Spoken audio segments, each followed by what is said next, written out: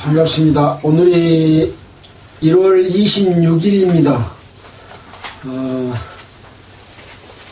신정으로 하면 이제 한 달이 다 돼가고 있는데, 우리 고유 명절인 설날, 구정이라고 그러죠. 구정설은 29일이니까 3일 남은 것 같습니다.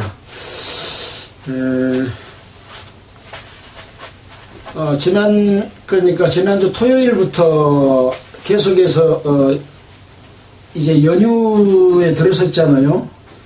수많은 사람들이 고향을 찾아서 이렇게 내려오기도 하고, 또 어떤 사람들은 그 제주 항공의 비행기 사고로 수많은 사람이 죽었음에도 불구하고 엄청나게 많은 사람들이 또 외국으로 놀러 가지라고 그냥 인천공항이 그냥 역대 유례 없이 또 복잡했답니다. 우리는 한 치 앞을 내다볼 수 없는 그런 인생살이를 살고 있는데, 다들 하나님 없이 자기 스스로 그 기쁨과 이런 것들을 찾아서 살고 있다는 것이 너무나 안타깝지 않습니까? 그래서 이제 이럴 때일수록 우리는 우리 자신과 또 우리의 가족, 이웃들을 생각하는 그런 마음을 가져야 되지 않겠나, 그런 생각을 해보게 됩니다. 설 명절에 또 이제 가족들도 또 내려오시고 또 때로는 올라가기도 하고 그래서 만나지 않습니까? 그래서 가족과 함께 좋은 의미 있는 시간을 보내시기를 바라겠습니다. 할아버지, 할머니, 부모, 형제, 자매, 이 모두 혈육으로 엮어진, 핏줄로 엮어진 소중한 관계지 않습니까? 그렇지만 우리 인생은 각자의 삶을 살아갑니다. 아무리 가까운 내 자식이라고 할지라도 그 각각의 삶을 대신 살아줄 수는 없죠. 네, 그렇습니다. 우리가 중요한 것은 뭐냐면 좋은 삶을 살 수 있도록 도움은 줄 수 있다는 것이죠. 그 사람의 삶은 살아줄 수는 없지만 좋은 삶을 살도록 도와줘야 된다. 그런 측면에서 우리 사람들이 살아가는 삶이 너무나 힘들잖아요. 어려서 태어나서 공부하고 또 취직해서 살아가고 이런 과정에서 너무나 생존 경쟁이 각박한 이런 현실에 살고 있습니다. 뭐 옛날보다는 많이 경제적으로 좋아졌다고 하지만 그럴지라도 더 많은 시간들을 이렇게 할애해서 먹고 사는 문제에 우리가 결부되어 있기 때문에 서로 자주 만나지도 못하잖아요. 우리가 어린아이를 키울 때는 매일 부모가 함께 있습니다. 초등학교를 가게 되면 또 함께 있는 시간이 또 그만큼 줄어들잖아요. 고등학교 때까지는 어쩌면 같이 있을 수도 있지만 객지로 보내게 되면 1년에 한 4번, 많으면 한 6번 이렇게 만나게 될 텐데 대학교를 가게 되면 더 못 만납니다. 그렇죠? 그 다음에 이제 취직을 하게 되면 1년에 한두 번, 많으면 한 서너 번 이렇게 만나게 됩니다. 그렇게 해서 이제 또 결혼을 하게 되면 어떻습니까? 1년에 한 번 만나는 경우도 있습니다. 그래서 사람이 살아나가는 것은 아무리 사랑하고 또 아끼고 이렇게 마음을 주고받고 살고 싶어도 세상살이가 우리를 그렇게 못하게 갈라놓습니다. 그래서 항상 우리는 어떻게 하면 내 사랑하는 가족과 친지 그리고 이웃에게 우리는 하나님을 믿는 자들로서 이 땅의 정을 나누고자 하는 그런 삶도 중요하지만 더욱더 우리가 중요하게 생각하는 것은 영원한 생명과 삶을 사는 없어지지 않은 기쁨과 영광 가운데 살기를 바라는 것이 당연한 일이죠. 예, 그렇습니다. 그래서 우리가 명절이 될 때마다 또는 가족들이 함께 모일 때마다 예수 믿지 않는 구원받지 못한 자녀와 친지들을 불쌍히 여기는 마음을 갖고 전도하는 것이 중요하다. 그 말씀 드리려고 이렇게 드린 겁니다. 그래서 언젠가는 우리는 지금 여기 계신 분들은 연세들이 꽤 많잖아요. 뭐 60대도 있고 또 70대도 있고 80대도 있고 뭐 90이 넘는 분은 없는 것 같습니다. 이제 우리가 살아온 날들보다 살 날이 얼마 남지 않은 거죠. 그래서 언젠가는 내 사랑하는 남편과 아내도 떠나고 또 가족들도 떠날 수밖에 없습니다. 얼마 안 남았습니다.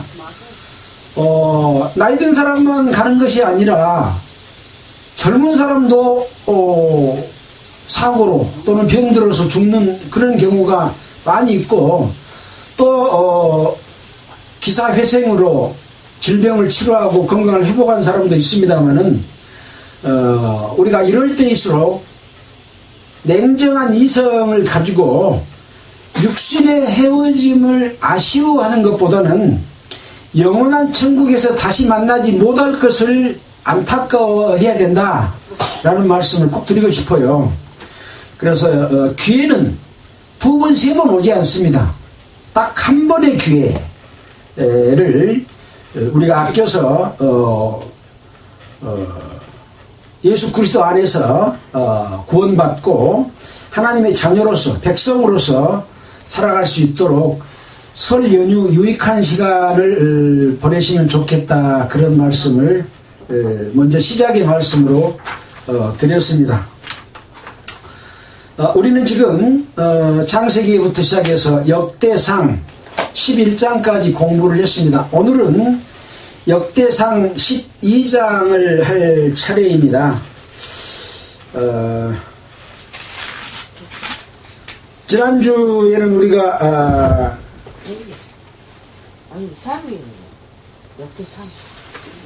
사울왕이 죽고 다윗이 온 이스라엘의 왕이 되었다라는 내용을 우리가 공부를 했습니다. 그리고 또 다윗의 용사들에 대해서 누가 이렇게 함께 했는가라고 하는 것들을 공부했습니다.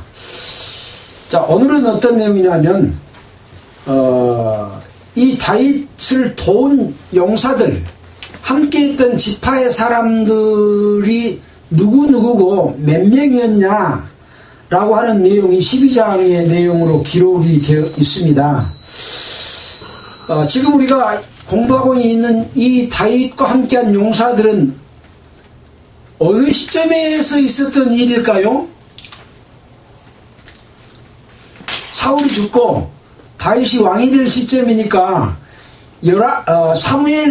사무엘상에 있었던 내용의 시점에서 지금 다시 복습하고 있는 겁니다. 그러니까 이스라엘 초대 왕이 사울왕이잖아요. 사울왕으로부터 시작해가지고 뭐 19대 20대를 거치면서 이스라엘은 아수르로 포로 잡혀갔고 유다 나라는 바벨론으로 포로 잡혀간 것이 11기 하에서 끝났잖아요.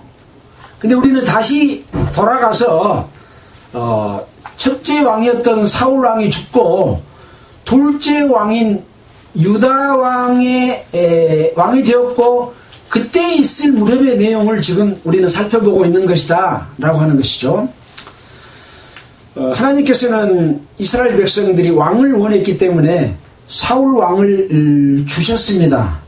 그러나 사울 왕이 될 때는 겸손하고 모양도 준수하고 아주 기골이 장기하고 뛰어난 그런 사람이었지만 왕이 된 이후에 선지자 사무엘을 통해서 하나님께서 말씀해 주신 말씀을 순종하지 않음으로 말미암아 사울왕을 하나님이 버리셨고 사울왕은 그 좋은 사울왕이 왕이 된 이후에 자기 자신만을 위해서 자기의 부귀영화, 자기의 뜻을 따라서 하나님의 뜻을 거역했잖아요.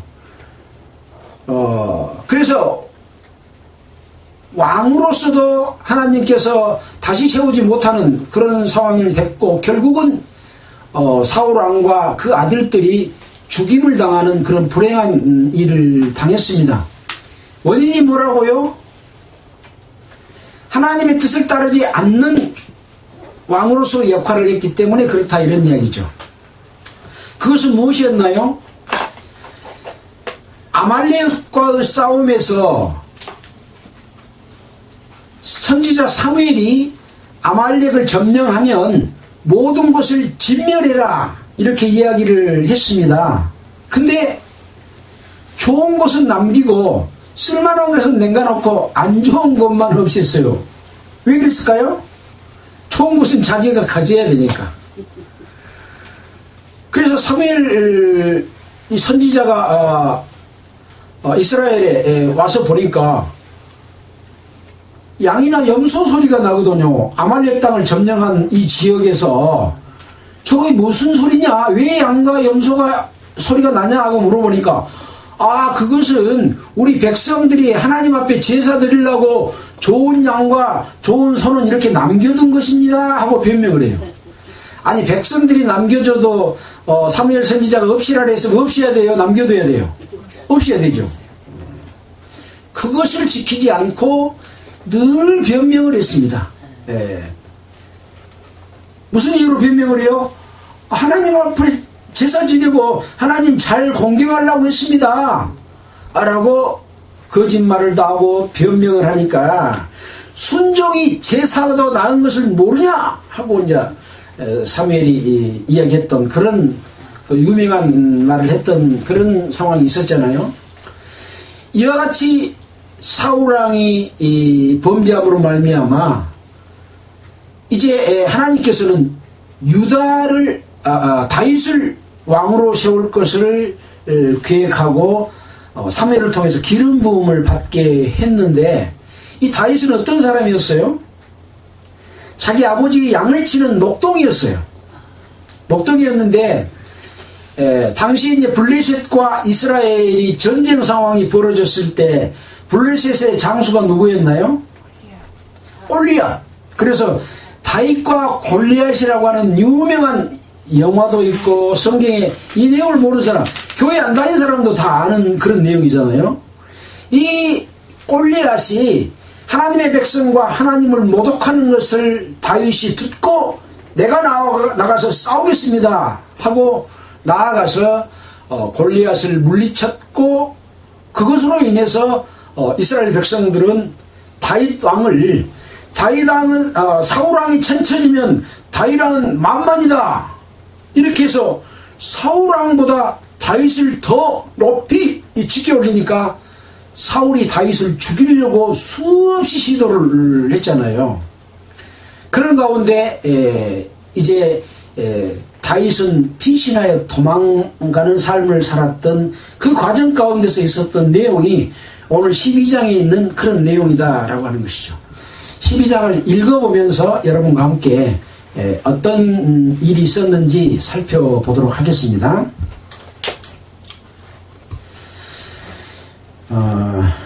다윗이 기스의 아들 사울을 인하여 시글락에 숨어 있을 때에 그에게 와서 싸움을 돕는 용사 중에 든 자가 있었으니, 그러니까 다윗이 사울을 인하여 시글락에 숨었을 때다. 이때가 언제인지 그 관주로서 사무엘상 27장 2절로 6절 딱 기록을 해놨습니다. 그러면 사무엘상 27장 2절에 어떤 내용이 있는가 살펴봐야 되겠죠. 그래야 그때 상황을 파악할 수가 있으니까요. 사무엘상 27장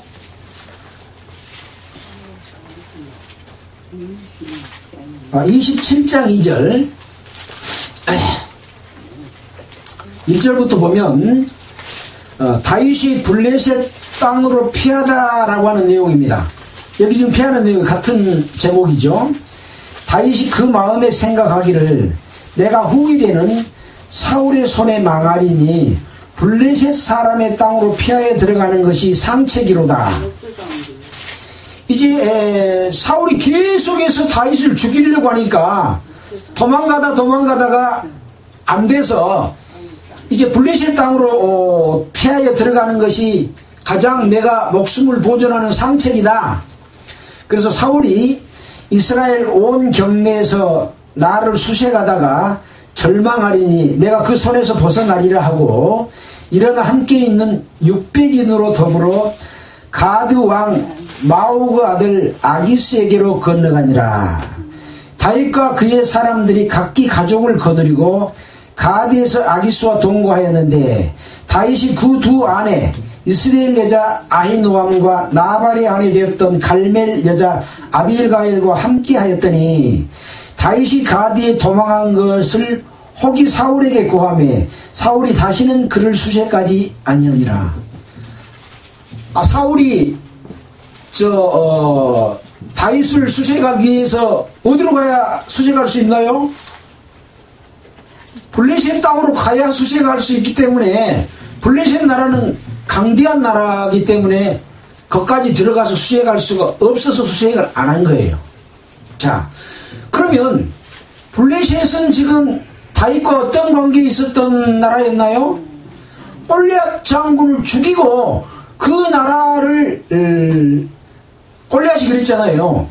내가 이기면 너희 나라가 우리 종이 되고 내가 지고 너가 이기면 너희 나라의 종이 되겠다. 그런 상황일 만큼 적대국가잖아요.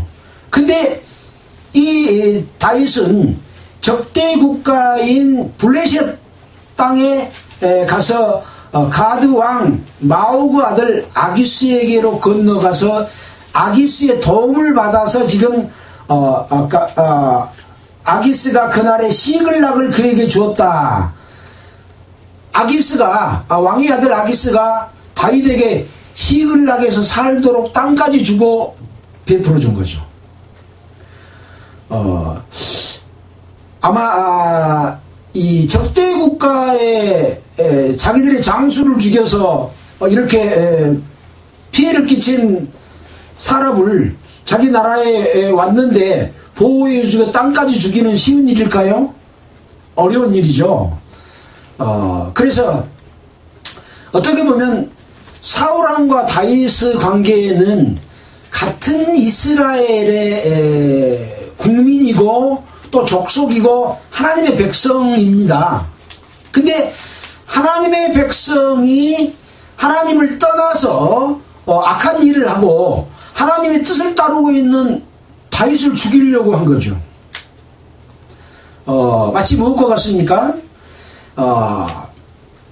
하나님의 백성인 이 교회 가운데 하나님의 뜻을 따르지 아니하고 진멸할 것을 진멸하지 아니하고 외형과 형식을 따라서 살고 있는 이런 하나님의 뜻을 떠난 세력들, 왕이, 제사장이, 목사들이 하나님의 뜻을 따라서 하나님의 능력을 따라서 행하는 사람이 이 잘못된 것을 지적하고 또 하니까 서로 적대관계가 되는, 그러니까 이스라엘 백성 가운데서 서로 적대관계가 되는 것, 또 교회 안에서 서로 적대관계가 되는 것들은 무엇을 의미한다고 했습니까?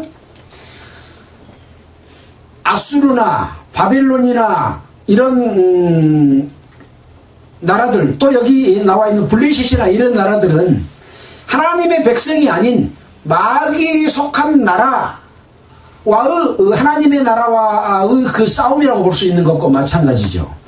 교회에서도 이 교회 시대에 있어서도 모든 하나님의 자녀, 예수를 믿는 이런 사람들이 하나님의 뜻을 따라서 싸우지 않고 살면 얼마나 좋겠습니까? 싸움을 일으킨 자는 누굽니까? 마귀입니다. 싸움에 이용당한 것은 하나님을 믿는다고 하는 사람들이 이용을 당합니다. 이스라엘의 왕이라고 하는 사울이 이용당한 것과 마찬가지죠. 그래서 우리는 옳고 그른 하나님의 뜻을 따라 사는 것이 무엇인지를 분명히 알았을 때 하나님의 편에 설 수가 있는 것이죠. 우리도 마찬가지입니다. 우리가 신앙생활을 하고 있지만 하나님의 뜻을 따라서 하나님 편에서 서 있느냐, 네가 어디 서 있느냐 라고 하는 것을 항상 깨닫고 하나님께 감사하고 예배드리고 찬양하는 그런 삶을 살아야 된다라고 하는 그런 것을 우리가 또 생각해 볼 수 있습니다. 자, 그래서 다시 12장으로 돌아와서 이 시글락에 숨어 있을 때에 그에게 와서 싸움을 돕는 용사 중에 든 자가 있었다. 함께하고 있는 자가 있었다.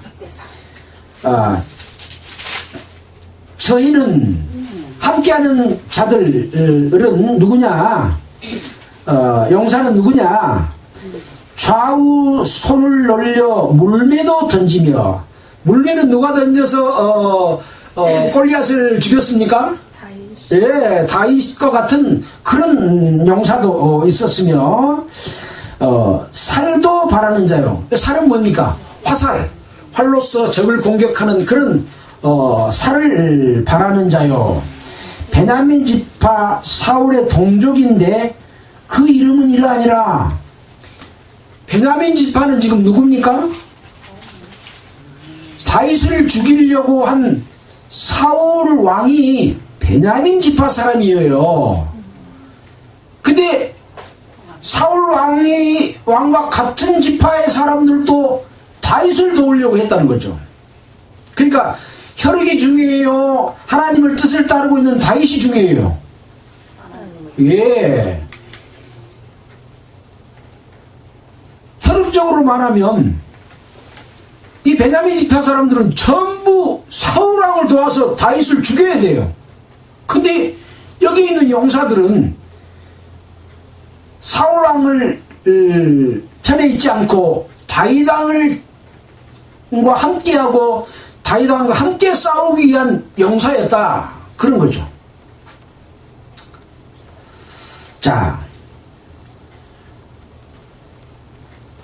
거기 보면 해가지고 또 29절 그라고 해놨습니다. 29절 먼저 한 장 남겨서 29절 봐볼까요?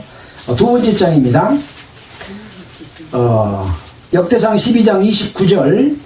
베냐민 곧 사울의 동족은, 베냐민 자손은 사울의 동족이다 그 말이죠. 베냐민 자손 곧 사울의 동족은 아직도 태반이나 사울의 집을 조추나 따른다 이 말입니다. 따르나 그 중에 나온 자가 3,000명이요. 베냐민의 자손들이 3,000명만 되겠습니까? 수십만 명이 될 수도 있겠죠. 그러나 3,000명은 이 사울의 동족이지만 테란이나 사울의 집을 쫓으나 그 중에 나온 자가 3,000명이었다 라고 다윗의 군사를 이야기할 때 나온 내용입니다. 자, 그러니까 다시 여기 12장에 나온 대로 베냐민 지파 사울의 동족인데 그 이름은 이러하니라.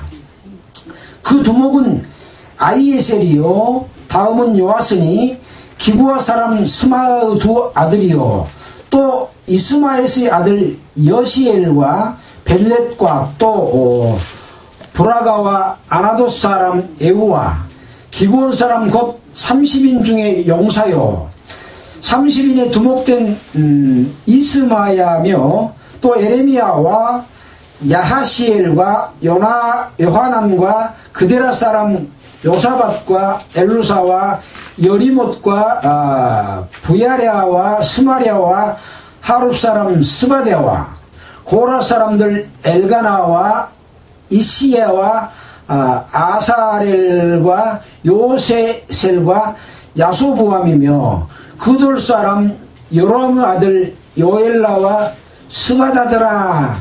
이 사람들은 다 베냐민 지파의 사람들인데 용사로서 다윗을 돕기 위해서 함께하고 있는 사람들이다. 그래서 오늘 제목은 다윗을 도운 용사들이다 라고 하는 그런 내용입니다. 용사는 뭐하는 사람입니까? 싸우는 사람이고 전쟁하는 사람이에요. 지금 전쟁은 누구하고 전쟁 중인가요? 사울과 다윗과의 전쟁 중이요. 어떻게 보면 내전이지요. 내전. 한 나라 안에서 세력이 두 세력이 해가지고 싸움을 싸고 있는 걸 내전이라고 그러잖아요. 우리나라도 지금 내전 상황과 같은 그런 상황에서 지금 재판이 이루어지고 있지 않습니까? 어느 편을 들어야 돼요? 옳은 편, 법을 지키는 자의 편, 국민의 편. 국민도 나눠져 갖고 있으니까.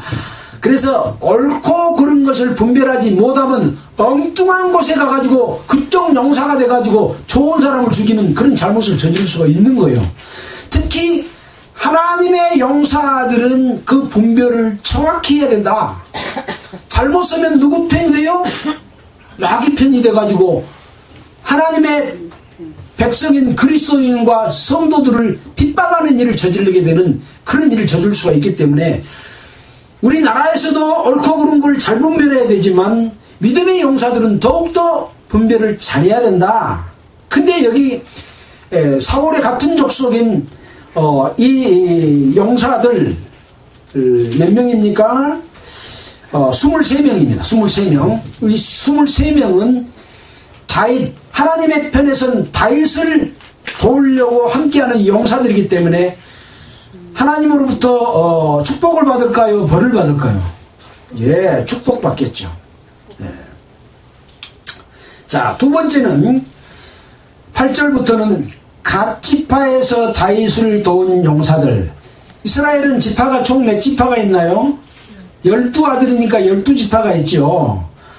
그래서 각 지파들별로 다윗을 도운 용사들이 이렇게 있었다라는 내용들을 쭉 기록을 해놨습니다. 갓사람 중에 거친 땅 견고한 곳에 이르러 다윗에게 돌아온 자가 있었으니 다 용사요 싸움에 익숙하여 방패와 창을 능히 쓰는 자라. 그 얼굴은 사자 같고 빠르기는 산의 사슴 같으니. 자, 갓지파에서 나온 다윗을 도운 용사들의 그 능력, 그 싸우는 그 자세, 이런 것들은 아주 뛰어난 그런 용사들이다라는 걸 알 수가 있죠. 지금 우리의 싸움은, 우리 성도들의 싸움은 교회 안에서 마귀의 침투를 받은 악한 무리들과의 싸움이 있기도 합니다. 이것은 내전이라고 말할 수 있지만 바깥적과 싸우는 것은 성도들이 어떤 싸움이라고 할 수 있나요? 아직 구원받지 못한 자들이 마귀에게 속해 있잖아요. 사람들이 세상 사람들이기도 하고 나의 자녀이기도 하고 나의 혈육과 친척이기도 합니다. 마귀에게 속해 있으면 아무리 친척 내 자식이라고 할지라도 우리가 하나님 편에서 봤을 때 한편이에요, 적이에요? 적이에요. 그 속에 마귀를 물리쳐서 하나님의 자녀로 돌아오면 내 형제 자매가 되는 거예요. 하나님의 백성이 되는 거예요. 그러려면 어째야 돼요? 용사가 돼야 됩니까? 비리비리 해야 됩니까? 네. 내가 용사가 돼서 적을 물리쳐야 됩니다. 기독교 안에서도 용사가 돼야 되고 외부의 적인 이 세상 사람들, 또 내 사랑하는 아들이 하나님을 아직 안 믿고 있으면 마귀에게 속해 있으니까 그 속해 있는 이유가 뭔지, 무엇을 따르고 있는지, 무엇 때문에 하나님을 믿지 못하는지 그 적을 물리치려면 칼과 창과 방패를 가져야 되는데 그게 뭐나요? 성경 말씀입니다. 성경 말씀으로 용사로서 무장이 돼서 전신갑주를 입고 어떠한 형편에 처해 있든지 내 사랑하는 자식을 하나님의 자녀가 되도록 도와주는 다윗을 돕는 용사처럼 내가 그렇게 용사가 되어야 된다. 여러분 용사가 되십시오. 그런 내용이라고 우리는 이 내용들을 보면서 다윗을 도운 용사는 뭘까? 하나님의 편에 선 용사다. 적대국을 물리치기 위한 용사, 사울을 물리치기 위한 용사지만 지금으로 봤을 때는 우리는 마귀를 물리치는 용사가 돼야 된다. 누가? 내가. 그래야 용사가 되잖아요. 용사가 안 된 사람은 싸움터에 나갈 수가 없습니다. 나이가 어리다든지 또 총과 칼로 무장을 하지 않고 또 훈련되지 않으면 가면 어째요? 적에게 오히려 내가 당해. 아들한테 꼼짝없이 당해서 말 한마디도 못하고 패꼬꾸라져. 그러면 안 되겠죠.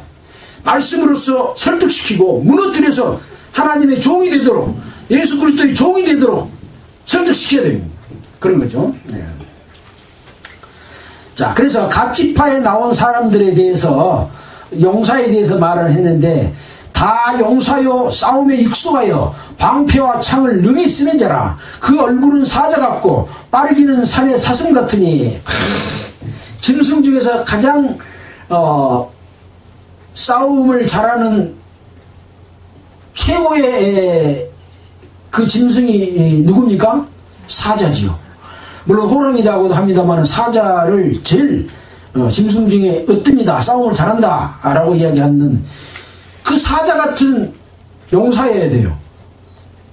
우리가 우리 자녀에게, 이웃에게, 마귀에게 속해 있는 자를 물리치려면 사자같이 무서워야 돼요.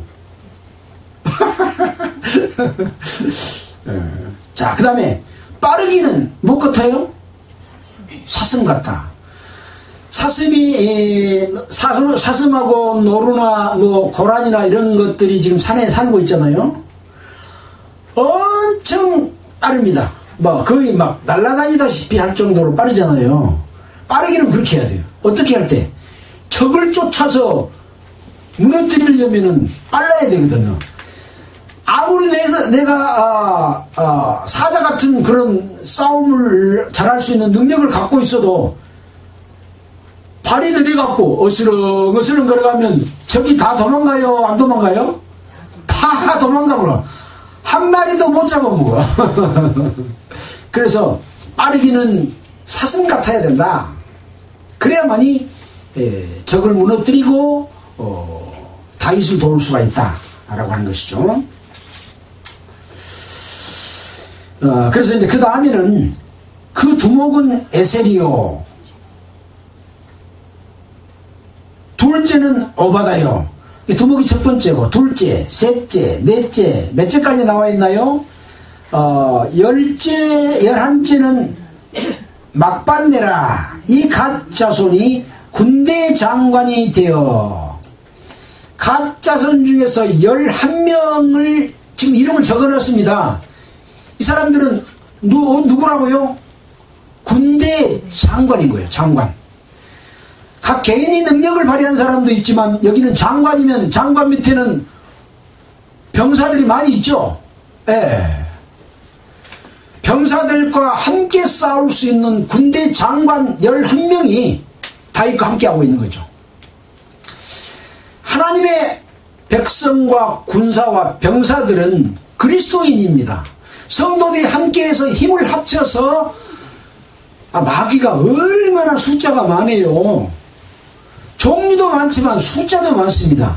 이들을 물려치려면 성도들, 하나님의 백성인 군사들의 성도들이 무장하고 발빠르게 막 뭉쳐서 다윗을 도운다. 여기서 다윗은 예수님이라고 해도 돼요. 우리가 예수님을 도와서 능히 사탄에 속해 있는 수많은 그 사탄의 무리들, 병사들, 군대들을 더 큰 힘으로 하나님의 능력, 예수 그리스도의 능력으로 그들을 물리쳐서 하나님 앞에 복종시켜야 된다. 그러기 위해서 지금 군대 장관이 11명이다. 어디에서요? 갓 지파에서. 라고 지금 기록을 하고 있습니다. 자, 이것이 두 번째, 첫 번째는 베냐민 지파에서 다윗을 도운 용사들, 두 번째는 갓 지파에서 다윗을 도운 용사들이 기록이 되어 있습니다. 자, 그래서 15절에 보면 정월에 요단강 물이 이 모든 언덕에 넘칠 때에 이 무리가 11명의 군대장관과 그 군대장관 밑에 100명을 관할하고 또 큰 자는 1000명을 관할하는 이 무리가 강물을 건너서 골짜기에 있는 모든 자로 동서로 도망하게 했더라. 이렇게 힘을 합쳐서 하나님의 백성이 싸움에 나서니까 다른 적들이 싹 도망한 것처럼 우리도 그러한 마귀를 물리치는 동서로 도망하게 하는 그런 일을 해야 된다라는 것이죠. 자, 세 번째는 이제 베냐민과 유다에서 다윗을 도운 용사들이 기록이 되어 있습니다. 베냐민과 유다 자손 중에 견고한 곳에 이르러 다윗에게 나오매 다윗이 나가서 맞아 저에게 일러 가로되 만일 너희가 평화로이 와서 나를 돕고자 하면 내 마음이 너희와 연합하려니와 만일 너희가 나를 속여 내 대적에게 붙이고자 하면 내 손에 불의함이 없으니 우리 열조의 하나님이 감찰하시고 책망하시기를 원하노라. 아까 베냐민 지파는 누구 쪽에서 있는 지파라고 했나요? 사울왕. 예.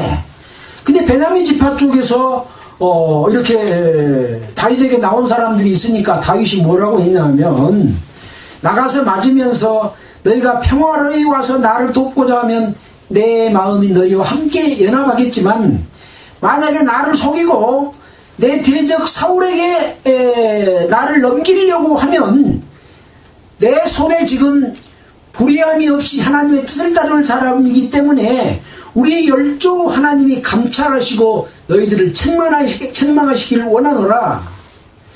우리가 하나님 편에 서 있으면 함께하고자 하는 자들 가운데 때로는 싹 가만히 들어와서 성도들을 미혹하는 자들이 있을 수도 있기 때문에 내가 바르면 하나님이 나를 도와서 너희들을 물리쳐준다 라고 하는 것이기 때문에 우리는 하나님 편에만 서 있으면 어떠한 적이라도 나를 속이고자 할지라도 그들이 승리하지 못한다. 하나님 편에 서 있는 자가 승리한다 라고 다윗의 믿음은 굳건하게 하나님을 믿는 믿음으로 설령 너희들이 나를 속인다고 할지라도 너희들은 성공 못해. 네가 법을 어기고 헌법을 어기고 계엄령을 선포하고 이 국회를 해산하고 이런 잘못된 것들에 대해서는 절대 그건 용납이 안 돼. 그런 것과 같은 오른편에 있는 그런 말을 한 거죠. 누가 함께 하시기 때문에 그래요? 하나님이 함께 하시기 때문에 그렇습니다. 그래서 저도 나라를 위해서 기도하면서 하나님 아버지께 기도하는 내용은 뭐냐면 지금 이 나라가 귀신을 섬기는 자, 점을 하는 자, 손바닥에 왕자를 쓰고 이 점쟁이 이런 술사들을 갖다가 청와대까지 들여가지고 이런 못된 짓을 하고 거기에 말을 따라서 나라를 통치하고 있는 것들을 이런 악한 영의 세력들을 물리쳐서 이 나라가 하나님의 뜻에 합당한 나라가 되도록 해주시고 우리 성도들이 깨어있기를 기도를 합니다. 이것이 진정으로 우리 나라를 위하는 성도들의 마음과 같은 것이죠. 정치와 종교는 분리하는 것이 원칙이다라고 말하고 있지만 이스라엘의 역사를 보면 정치와 종교는 그 역할은 분리되어 있지만 항상 하나였습니다. 종교인 하나님을 믿는 제사장이 바른 길로 가지 않으면 나라가 망했습니다. 왕이 잘못해도 나라가 망했습니다. 이 둘은 항상 하나님의 뜻과 합치될 때 하나님께서는 그 나라를 축복하고 그 백성에게 복 주신다 하는 것을 생각했을 때 우리나라는 정치적인 것이니까 우리 하나님을 믿는 사람은 그거 기도할 필요도 없고 관계도 없어. 그러면 안 되는 거죠. 예. 나라가 바르게 갈 때 나라의 풍토가 올바른 진리에 따르는 사람들이 축복받는 그런 분위기가 되기 때문에 그것을 위해서 우리는 기도할 필요가 있다. 우리나라가 하나님의 뜻에 합당한 나라로 전체로 바뀔 수는 결코 없습니다. 그것은 이 땅에 어떤 나라도 그런 나라는 없습니다. 다만 하나님을 올바로 공경하는 나라가 있으면 그 나라를 복받는 건 맞습니다. 그러나 이 땅은 언젠가는 이 왕들과 마귀에게 속한 종교 집단들이 이 음료들이 바벨론이 멸망한 것처럼 계시록에 나와 있는 그런 역사가 이루어질 겁니다. 그때 이루어질 것이니까 우리는 지금 가만히 있자가 아닙니다. 그래도 우리는 우리가 처해 있는 이 환경을 진리에 부합하도록 하는 그런 노력과 기도를 해야 된다. 누구에게? 내는 그걸 못하잖아요. 하나님께 기도해서 이 나라를 지켜주십시오 라고 기도하는 거죠.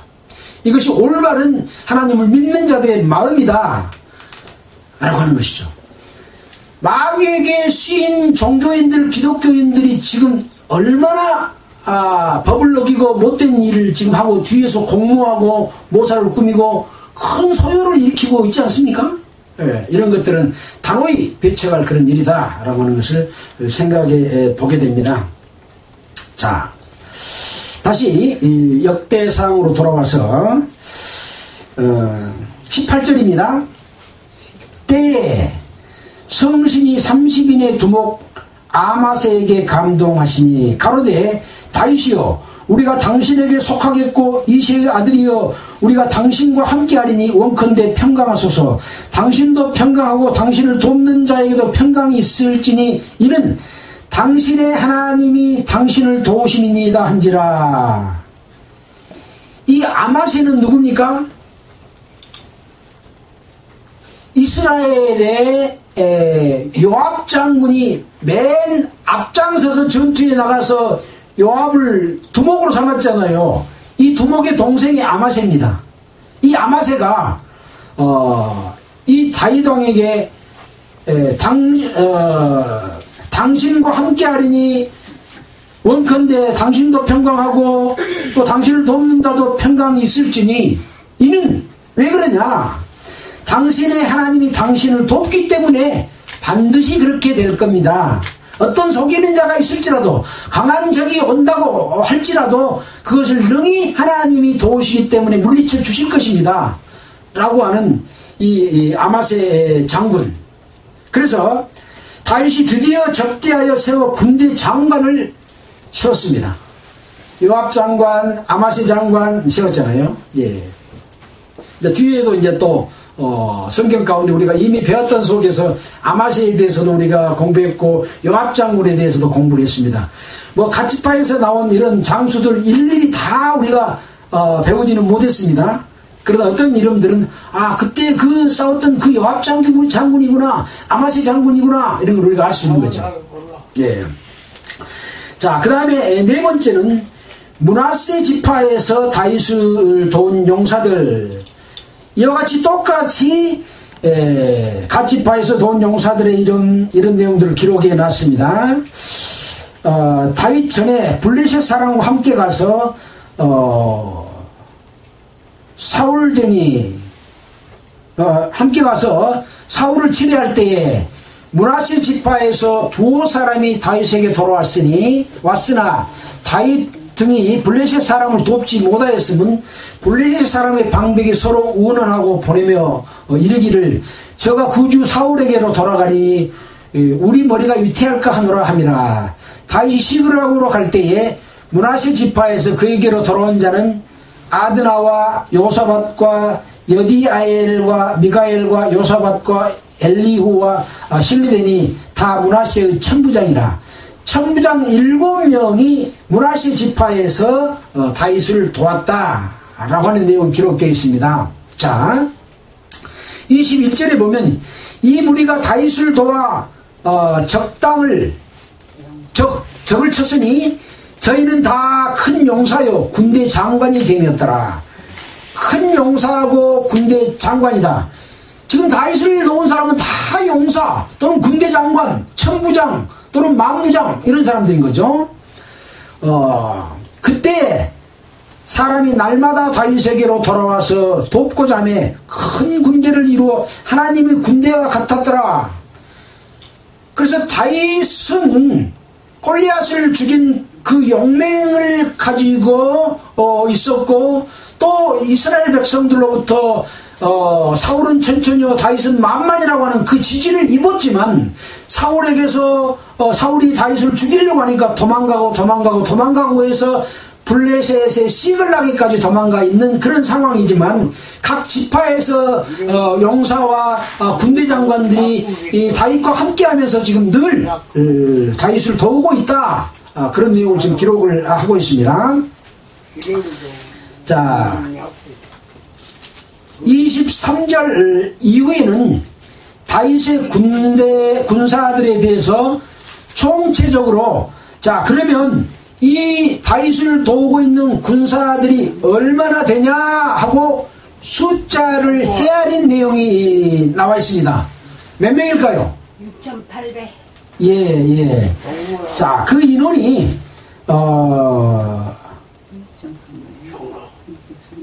유다 자손 중에서는 6,800명이요, 시므온 자손 중에는 7,100명이요, 레인 자손 중에서는 4,600명이요, 아론의 집 족장 여호와 그다 함께한 자들은 3,700명이요, 또 젊은 용사들은 22명, 장관들은 22명이요, 베냐민 자손은 3,000명이요, 또 그 다음에 에브라임 자손 중에서는 28,000명이요, 므낫세 반지파 중에서는 18,000명이요, 이사갈 자손 중에 두목이 200명이요, 스불론의 모든 군기를 가지고 함께한 자가 50,000명이요, 또 납달리 중에 장관 1,000명과 또 방패와 창을 가진 용사가 37,000명이요, 단 자손에서는 28,600명이요, 아실 중에서는 40,000명이요, 요단 저편 루벤 자손과 갓지파 자손과 므낫세 반지파 중에서 모은 자는 12만 명이다. 이렇게 많은 군사의 군대 장관이 총 몇 명이냐? 34만 822명의 군대 장관과 두목과 용사들이 다윗과 함께했다. 그런 얘기입니다. 우리는 하나님의 자녀요, 백성이요, 하나님의 군대입니다. 나 한 사람 같지만 나를 도울 수 있는 하나님의 군대는 얼마나 될까요? 하나님의 군대는 하나님의 천사들이 하나님의 군대입니다. 하나님의 천사가 우리하고 늘 함께하고 있습니다. 어떠한 대적을 물리칠 수 있는 그런 용사들은 하나님의 군대가 우리를 늘 돕고 있고 우리를 보호하고 있습니다. 그래서 우리는 능히 아무리 적의 수가 많다고 할지라도 그들을 물리칠 수 있는 힘을 갖고 있는데, 이 다윗의 군사들은 이렇게 숫자, 보이는 숫자로서 그 군대가 많다. 지금 블레시아에 시글락에 가서 지금 숨어 있는데 군대가 이렇게 많이 함께하고 있다니까요.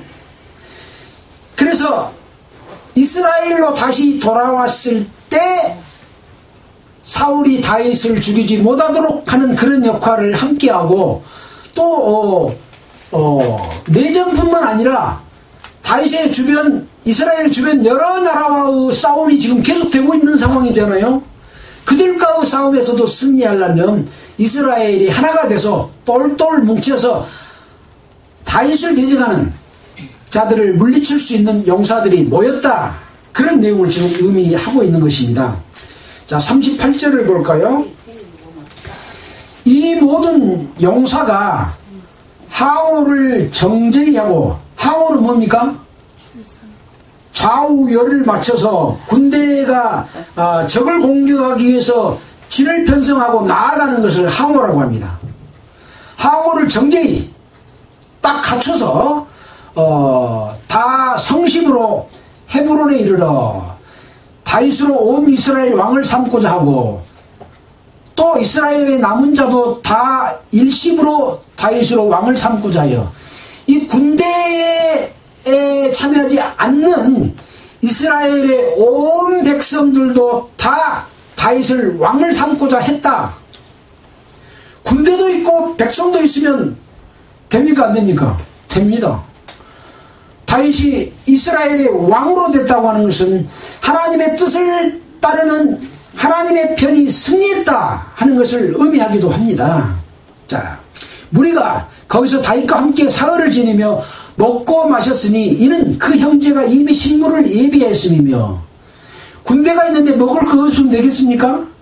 그 형제들이 다윗과 함께 있는 이 모든 사람들을 위해서 식물을 예비했다.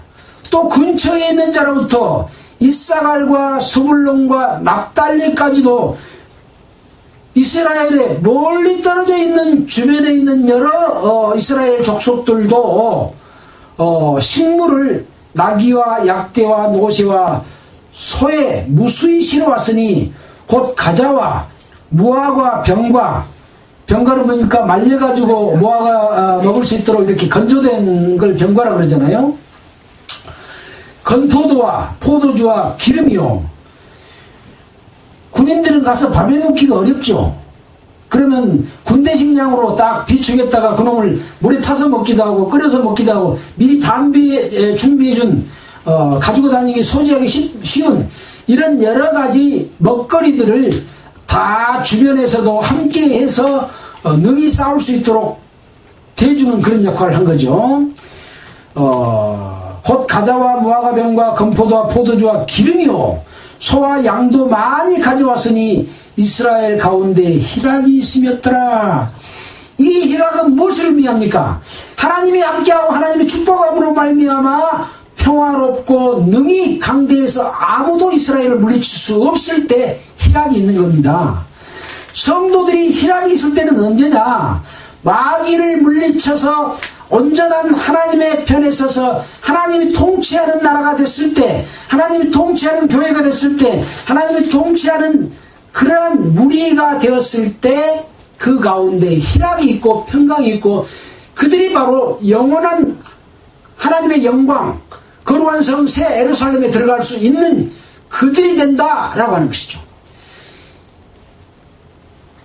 하나님을 떠나서 사울과 같은 편에 있는 자들은 멸망하고 결국은 하나님 편에서 하나님만을 믿고 의지하는 때때로 시시때때로 기도하고 의지하는 이 다윗의 편에서 있게 되면 결국은 함께하고 있는 용사들도 다 하나님의 함께 해주시고 능히 싸워서 이기기 위해서 평강과 희락을 주신다라고 하는 것을 생각해 봤을 때 오늘 우리는 다윗과 함께한 용사들을 배웠지만 이 용사는 바로 내 자신이 용사고 용사들이 모인 무리는 성령이 함께 하시고 예수 그리스도가 군대의 대장으로서 우리 앞장서서 싸우고 계시고 우리는 그 병사로서 힘을 합쳐서 마귀를 물리쳐서 하나님의 나라를 만들자라고 하는 그런 의미와 같다고 하는 것입니다.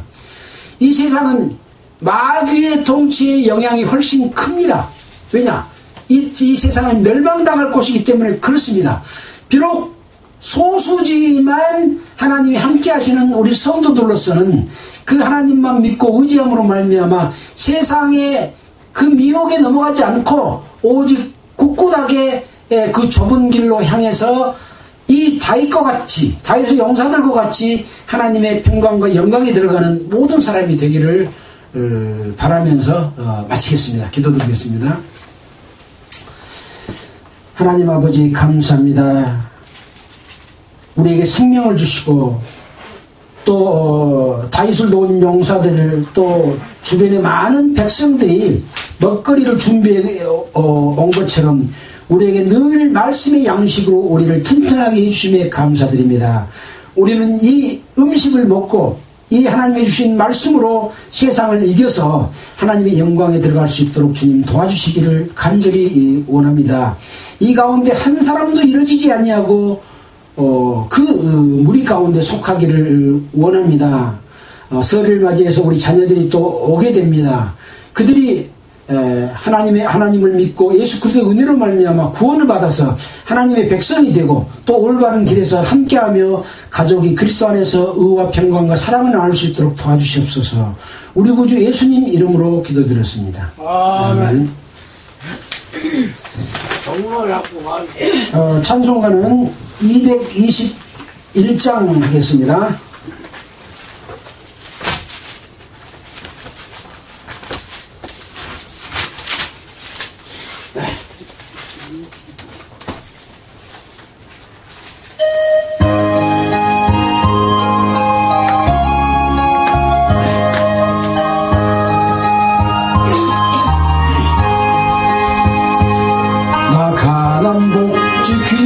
성에 들어가려고 내 중한 짐을 벗어버렸네. 죄 중에 다시 방황할 일 전혀 없으니 저 생명 시내가에 살겠네. 길이 살겠네. 나 길이 살겠네. 저 생명 시내가에 살겠네. 길이 살겠네. 나 길이 살겠네. 저 생명 시내가에 살겠네. 그불과 구름 기둥으로 인도하시니 나 가는 길이 형통하겠네. 후요한 강을 내가 지금 건넌 후에는 저 생명 시내가에 살겠네. 길이 살겠네. 나 길이 살겠네. 저 생명 시내가에 살겠네. 길이 살겠네. 나 길이 살겠네. 저 생명 시내가에 살겠네. 내 주린 영원 만나로서 먹여주시니 그 양식 내게 생명 되겠네.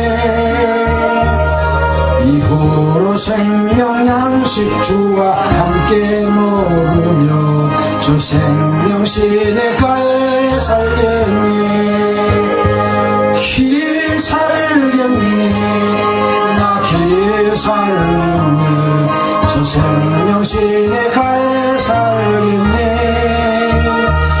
길이 살겠네. 나 길이 살겠네. 저 생명 시내가에 살겠네.